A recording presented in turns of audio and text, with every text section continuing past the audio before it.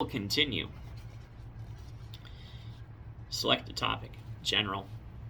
I'm not sure who or how to report this. My apologies if this is not the correct channel. A local children's doctor said the following in our local paper. Is there any way to prevent him from practicing? He is a danger to our community with his false facts and proposed treatments. Pediatric health practitioner claims he knows COVID cure. Accuses board of pure evil. Scott Miller, a certified physician assistant who runs Miller Family Pediatrics in Washougal, was one of those who spoke out against masks and other COVID-19 safety precautions at Monday evening school board meeting. I treat people every day. I've treated 350 COVID patients as well. That one was interesting because I had that discussion with a friend of mine, and I was like, do I say how many? And he said, nope, just pick a low number. Anyway, I treat people every day. I have had 90 COVID patients come into my clinic this month, which was, the first half of May. Miller then falsely claimed that ivermectin, a drug used to treat parasites in animals, as well as vitamin D and vitamin C, were cures for the novel coronavirus that has killed nearly 600,000 Americans since March 2020. The European Medicines Agency and the United States Food and Drug Administration have both said the available data does not support the drug's use for COVID-19 outside of well-designed clinical trials. Likewise, the World Health Organization has warned against using ivermectin for COVID-19. In February, the drug manufacturer Merck & Co., Inc. stated it has found ivermectin has no scientific basis for potential therapeutic effects of COVID-19 against COVID-19, as well as a concerning lack of safety data in the majority of studies. Thank you for reviewing. Yes. Thank you.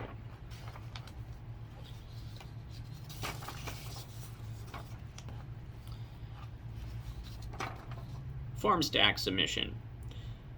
Scott Miller, PAC of Miller Family Pediatrics, Washougal, Washington, is directly quoted in the May 13th issue of Camas Post Record from his comments at a school board meeting advocating disobeying the CDC and school district guidelines and requirements for mask wearing, proclaiming that he personally knows no one who died from COVID-19 and advocating its treatment with ivermectin, recognized formally as a non-approved treatment stated to be suitable only for appropriately controlled trials.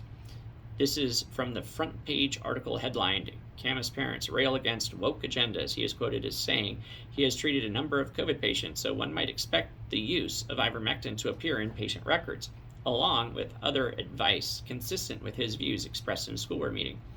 This is a complaint, among other things, for practicing what appears to be quackery with respect to treatment of COVID, as well as promoting his personal views over nationally and locally accepted guidelines and rules.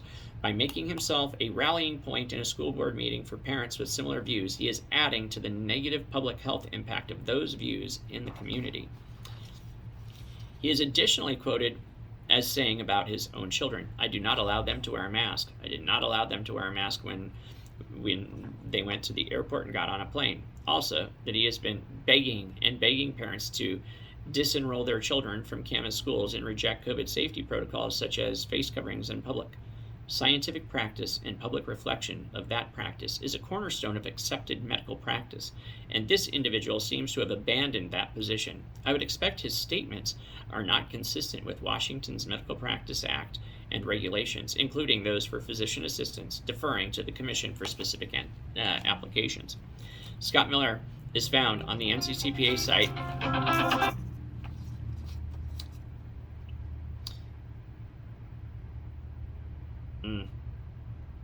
Where the heck did that go?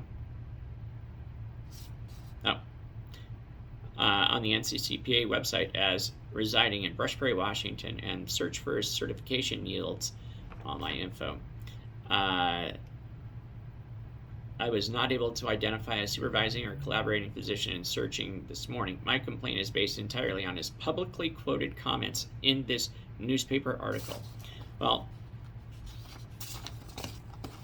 publicly quoted comments. No one checked the veracity of what was said in that article.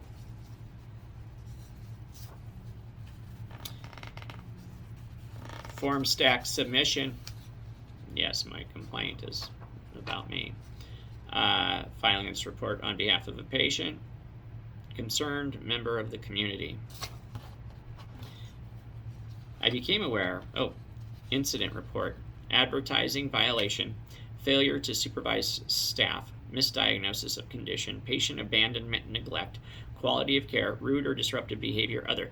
This guy shows all the hallmarks of predatory behavior towards uninformed patients. Yeah. Advertising violation. I didn't advertise.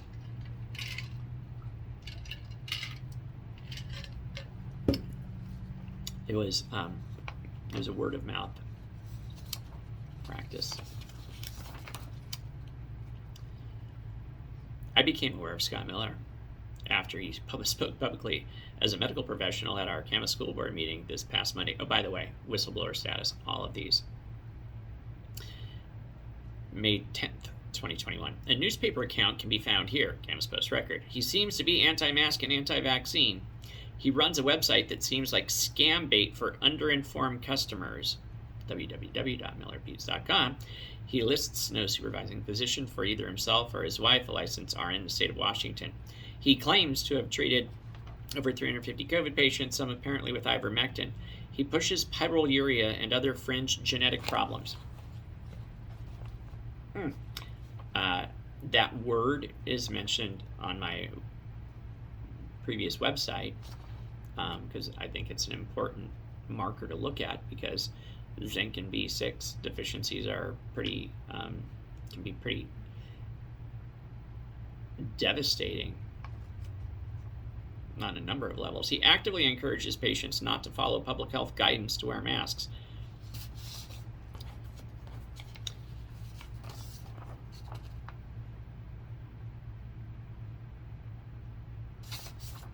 In a Yelp review, it clearly shows his patient referring to him as doctor. At least one patient corrected their review. Yeah. Some relevant portions of the above newspaper report are excerpted here. I don't know anybody that. Do you know what you're teaching these kids or what you're doing to them, Miller asked, or do you know and you don't care, which is nefarious and evil? It's either gross negligence or pure unadulterated evil. I don't allow them to wear masks. I did not allow them. Scott Miller, PAC, and his standalone practice lacking any obvious medical supervision and pushing what can only be called quackery cannot possibly be the intent of Washington State's physician assistant licensure. He utilizes his license to not only practice a dubious form of medicine from his standalone office, but also rests on his credentials to push scientific medical falsehoods in our community forums. He is preying on the ignorant and gullible parents of our town, the most at risk, seeking a low-cost alternative medical care. Because I took state patients, it wasn't low-cost medical care, it was low reimbursement medical care. Because I didn't turn anyone away. So it wasn't low cost, it was low reimbursement. I made very, very little off of those patients. In fact, according to my supervising, he thought that was going to be my downfall. But you can't go wrong when you treat those that are most in need. By representing himself as a pediatrician, he is additionally preying on children. This cannot possibly be acceptable in the eyes of the Washington Medical Commission. This person, being a PAC, colors my perception negatively of every other PAC in Washington. I seek the suspension or revocation of his PA license for the PA revocation of the physician assistant license of Scott Miller, PAC. Washington. Camas Post Record. Yes, my complaint is again. Form stack submission. Somehow we don't know where that one went.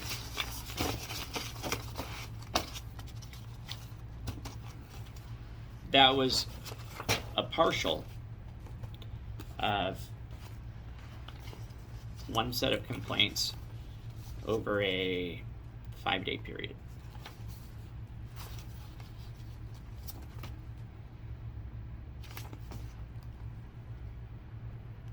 We're going to skip around. New fun set of complaints. We kind of move forward from then. Whistleblower status. Incident report. Inappropriate prescribing. Insurance billing fraud. That's one of my favorites. Misdiagnosis of condition. Mislabeling or misfiled prescriptions. Rude or disruptive behavior. Let's dive in. On Friday, August 13th, several different prescriptions for a patient with no previous history of patient-provider relationship with Scott Miller. Prescriptions included amantadine, cipraheptadine, azithromycin, amongst others. No indication or diagnosis codes were provided. None were asked. I go on my EHR and I write in past tense. You'd write in a prescription, you would send it. You only put in ICD-10 codes if there's an insurance/billing type of issue. It seemed odd that the patient with no prior history of Parkinsonism, an indication for the use of amantadine, was receiving a 14-day prescription for such a drug, especially from a provider she has not seen prior. Patient reached out to Mr. Miller, who then called the pharmacy, so she went to the pharmacy and she was trying to get her medications. I had sent over amantadine, cipraheptadine, azithromycin, budesonide, montelukast, and dexamethasone, and she had picked up a couple other things. So I had a recorded 40-plus minute conversation with this gentleman who kept trying to put in the ICD-10 codes and said that they weren't showing up in their system. And I was like, well, I'm Googling them right now, and they're popping up. And I'm giving them to you, and I'm telling you what the ICD-10 codes are. And the fact that he said that so amantadine is an antiviral. So interestingly, the fact that he said it's a Parkinson's medication when it's an antiviral. Now, it does block the NMDA receptor in the brain, which decreases that excess glutamatergic storm when you have those sodium and calcium voltage gated channels that bind to it, and NMDA receptor opens up, and you can get an almost like Huntington's neuronal destruction because of that excess of highly excitatory amino acid blasting in there. It doesn't happen exactly like that, but yeah, But the fact that in my conversation with them, I should play an excerpt. I really should. The issue that he had was the duration, that it wasn't a long enough duration. Now, that always fascinates me, because my concern is when providers just willy-nilly give a 3-month new prescription for 3 months. It's like, when should we follow up? Oh, come back in a few months. Well, what if it doesn't work? What if I have side effects? So his issue was that it was a 14-day prescription for such drug, especially from a provider she has not seen prior. Patient reached out to Mr. Miller, who then called the pharmacy. The provider did not offer a clear explanation and was argumentative rather than professional. We spoke for over 40 minutes. I was very clear. I must find it. And then became argumentative rather than professional. I started challenging him when he said that she could pick the prescriptions up the next day, even though she had waited over an hour. The prescriptions had been sent over that afternoon. She was there at like 8 o'clock and waited and waited and waited. And so finally at about 8:50, this was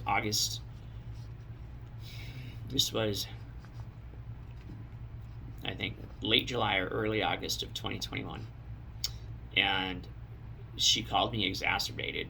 She was not doing well. She was the only one there, and she was desperate. The provider did not clearly offer a clear explanation and was argumentative rather than professional. He stated I was in violation of HIPAA for asking the indication. I refuted, reminding him that because I am providing health services for the patient, I am authorized to ask. What he was doing was practicing medicine. He was saying that amantadine is for Parkinson's, even though initially it was used for influenza. It's an antiviral. It just happens to work magically, it's a bad sentence, for kids with disruptive mood disorder and the autism spectrum, especially with very restrictive, or the difficulty with which to get like a myriad of, say, supplements or the appropriate nutrition in them. The provider finally stated the diagnosis respective to the indication for each prescription. The prescriptions were filled. However, it was not until later that we learned the provider is a pediatric PA prescribing for an adult, an action out of scope of practice. The provider later prescribed ivermectin, and there you go.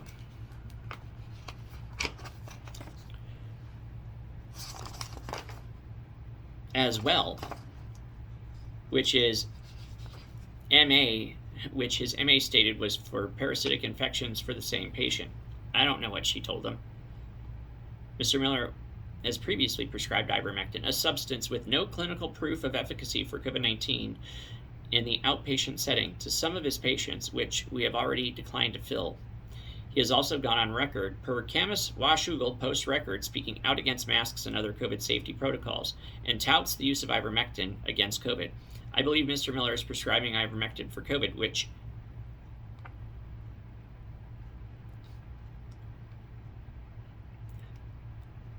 it's just crazy. I believe Mr. Miller is prescribing ivermectin for COVID while falsely indicating it for parasitic infections. This also makes me concerned that the other prescriptions are falsely indicated for other conditions when they are in fact prescribed for COVID. His practice also does not list a supervising physician on their webpage. Investigate the legitimacy of Mr. Scott Miller's practice. The legitimacy.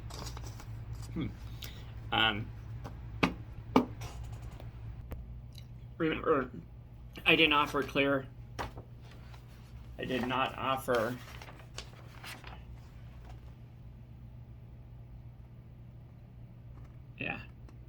no indication or diagnosis codes were provided. It seemed odd, especially from a provider. The provider did not offer clear explanation and was argumentative rather than professional. Kids, that's not best practice. It's diabolical practice. And you do have 41.9.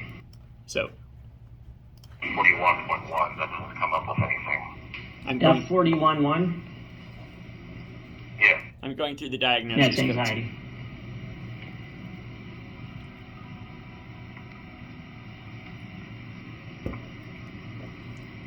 Generalized anxiety. F41.9. We'll do F41.9.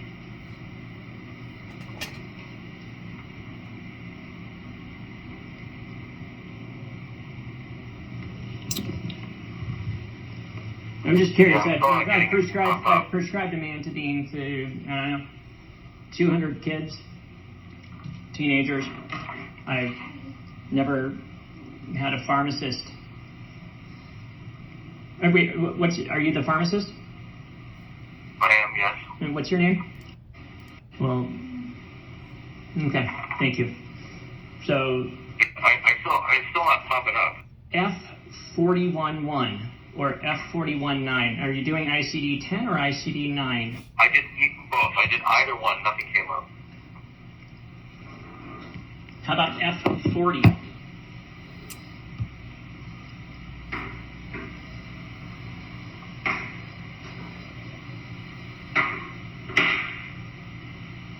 Yeah, I'm still not getting anything. Would you mind? So there's a pharmacist here tomorrow at 9.